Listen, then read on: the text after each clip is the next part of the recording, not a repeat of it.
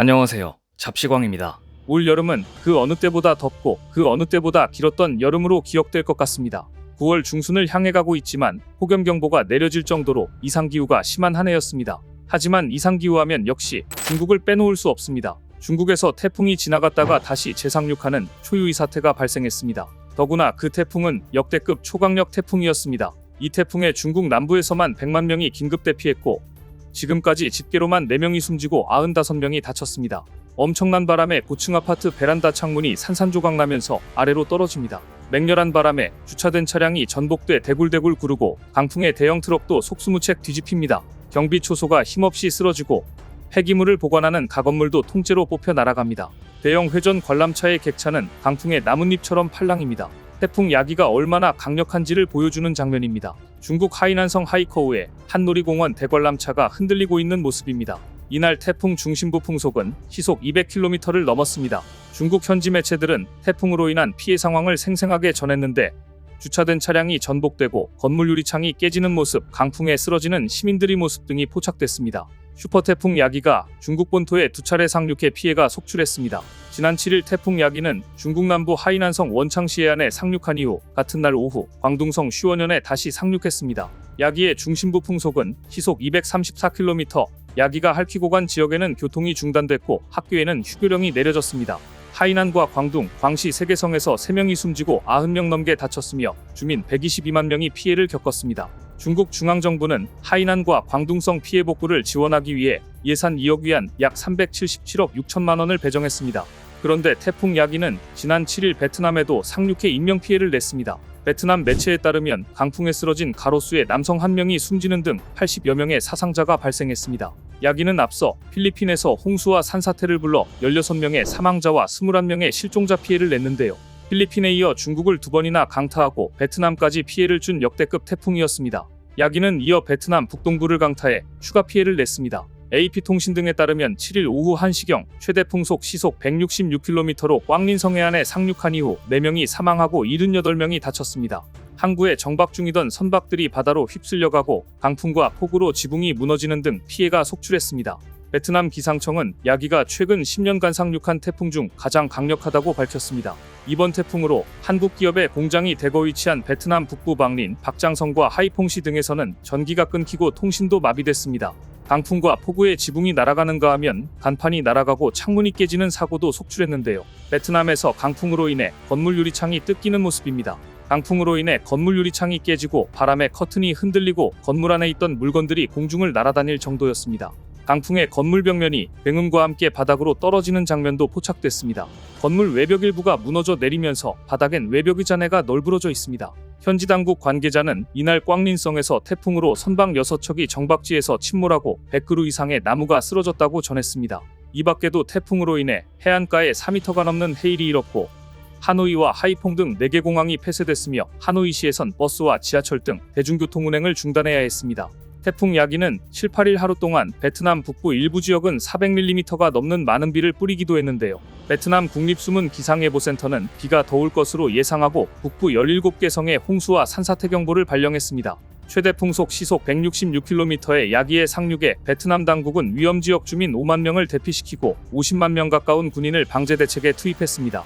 하지만 베트남은 오토바이 운전자가 많기 때문에 인명피해가 컸습니다. 몸을 가누기도 힘든 돌풍을 맞은 오토바이와 운전자가 그대로 나가 떨어지고 부러진 가로수가 이들이를 위태롭게 날아갑니다. 건물 외벽창이 통째로 뜯겨지고 부서진 집기들은 어지럽게 날아다닙니다. 철제 건물 지붕이 강풍에 나풀대더니 그대로 떨어져 나갑니다. 11호 태풍 야기가 상륙한 베트남 꽝린성의 모습입니다. 맞바람에 더 나가지 못하는 오토바이와 운전자들을 보호하기 위해 주변을 지나던 차량들이 호위하며 느리게 전진하는 모습도 여러 포착됐습니다. 14명이 숨지고 200명이 다쳤는데 소셜미디어에선 시민들이 서로를 지키는 장면이 화제가 됐습니다. 강한 바람에 꼼짝도 못하는 오토바이 옆으로 흰 자동차가 다가옵니다. 비상등을 켠 채 오토바이 무리와 함께 느리게 운전하는 트럭과 자동차 무리도 보입니다. 혹시 날아올 장애물이나 바람을 막기 위해 시민들이 힘을 모아 다리를 건넌 겁니다. 이렇게 훈훈한 모습도 있었지만 베트남의 오토바이들은 태풍 때는 운행을 하지 않는 등 안전조치가 필요해 보입니다. 아무것도 보이지 않을 만큼 세찬 비바람이 몰아치면서 건물 앞은 물에 잠겼고 외부로 통하는 창문 과벽이 뜯겨져 날아갔습니다. 엘리베이터 겉면을 타고 물이 폭포처럼 쏟아집니다. 산간 지역에서는 산사태가 일어났고 폭우에 도시 전체가 흙탕물로 변했습니다. 강풍의 가로수는 물론 건물 밖으로 나온 철제 기둥들이 엿가락처럼 휘고 무너져 도시는 아수라장을 방불케 했고 인명피해가 속출했습니다. 그런데 중국에서는 때 아닌 인공재난 논란까지 일어나면서 태풍 제상6도 인공강우와 관련 있는 것 아니냐는 논란이 확산되고 있습니다. 중국 당국이 더위를 식히려고 인공강우를 뿌렸는데 그 뒤에 온 것은 태풍만큼 강한 비바람이었습니다. 강한 비바람에 피해가 잇따르자 중국에서는 정부가 인공강우를 뿌린 게 아니라 인공재난을 만들었다는 비난이 쏟아지고 있습니다. 중국 중서부 지방에서는 지난달 말부터 고온 적색 경보가 10여일 넘게 계속됐을 정도로 40도가 넘는 기온에 가뭄이 겹쳐 식수까지 부족해졌고 냉방시설 없는 학교에는 얼음통이 놓이는가 하면 아예 휴교하는 곳도 많았습니다. 중국은 분지라 폭염 피해가 더 심한 충칭과 스촨 지역 등에 더위를 식히기 위한 인공강우를 시도했습니다. 지난 4일 홍콩 사우스차이나 모닝포스트, 중국 지미뉴스, 샤오샹 모닝뉴스 등 외신 보도에 따르면 지난 3일 중국 충칭 지역에서 인공강우 작업을 진행한 뒤 폭풍우를 동반한 이상기후 현상이 나타났습니다. 2일 오전 7시부터 3일 오전 7시까지 중국 충칭시 20개 구현에서 규모 8 이상의 강풍이 불었고 최대 풍속 또한 초속 34.4m로 중형급 태풍 수준의 풍속을 기록했습니다. 실제 더우인 웨이보 등 현지 사회관계망 서비스에는 당시 상황이 담긴 영상들이 다수 올라왔는데 영상에는 고층 아파트 창문이 통째로 떨어져 나가는 모습이나 거센 비바람 속에서 가로수가 쓰러지고 도로 위 차량들이 파손되는 모습 등 다양한 피해 사례들이 담겼습니다. 중국 네티즌들은 인공강우는 완벽히 실패했다. 세상의 종말 같다. 인공강우는 이미 생태계의 균형을 파괴하고 있다. 충칭의 일시적인 비는 고온보다 더 무섭다. 비가 오니 습도로 찌는 듯한 날씨가 됐다. 인공강우의 폐해를 고발했습니다. 인공강우 작업은 아랍에미리트 등 물이 부족하거나 건조한 사막 국가들 역시 자주 사용하는 방식으로 미국과 중국, 이스라엘, 태국 등 현재 전 세계 50개국 이상에서 150개의 인공강우 작업을 진행하고 있는데요.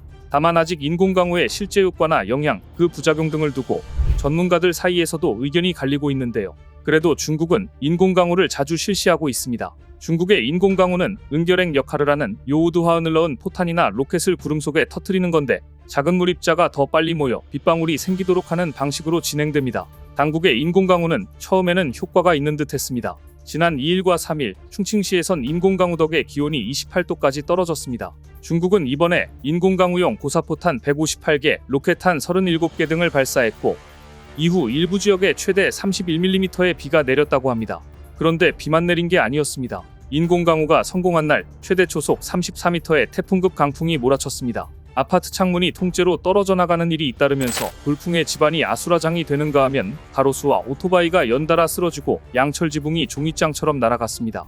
비바람 속에 갑 한 대가 속절없이 떠밀려가자 상인들이 붙잡으려 뛰어가고 고층 아파트 난간벽이 떨어져 내리기도 합니다. 피해가 속출하자 인공강우가 아니라 인공재난을 만든 거냐는 비난이 쏟아졌습니다.